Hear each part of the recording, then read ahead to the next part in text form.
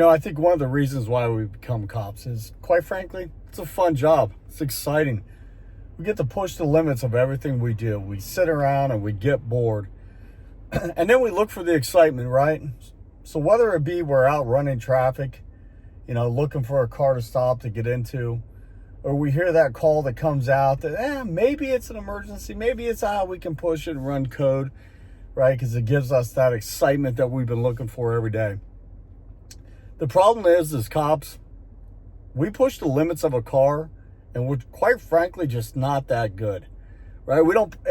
We get so accustomed to being in that patrol car, and we feel that we can handle, but what we don't account for is everybody else's actions out there. I have been around law enforcement training for years, and especially heavily involved with EVOC, and worked with some of the best instructors around this country. And the one thing that's been a common theme amongst us as police officers is, and especially some of those trainers, they always say, we can teach them to do pretty much anything in that car. The one thing that we always have a hard time doing is teaching them the decisions behind the wheel, and that's what's really killing us. We look at it anywhere from driving fast to not wearing seatbelts, things that are like completely in our control. There's nobody else pushing the gas pedal, grabbing the steering wheel. It's us.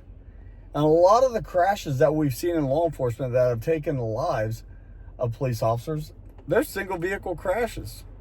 And unfortunately, that means we might have been pushing it. I don't get me wrong.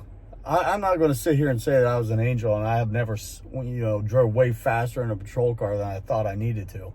Right? I've been there. I've done it. Hell, I drove down the road putting gloves on with my knees at 100 miles an hour, driving with my knees while putting my gloves on, going to a bar fight. For what reason? Right? I mean, I don't know about you, but if I get to a bar fight and they've been fighting for 3 to 4 minutes before I get there and they're still actively fighting, that might not be one I want to jump into.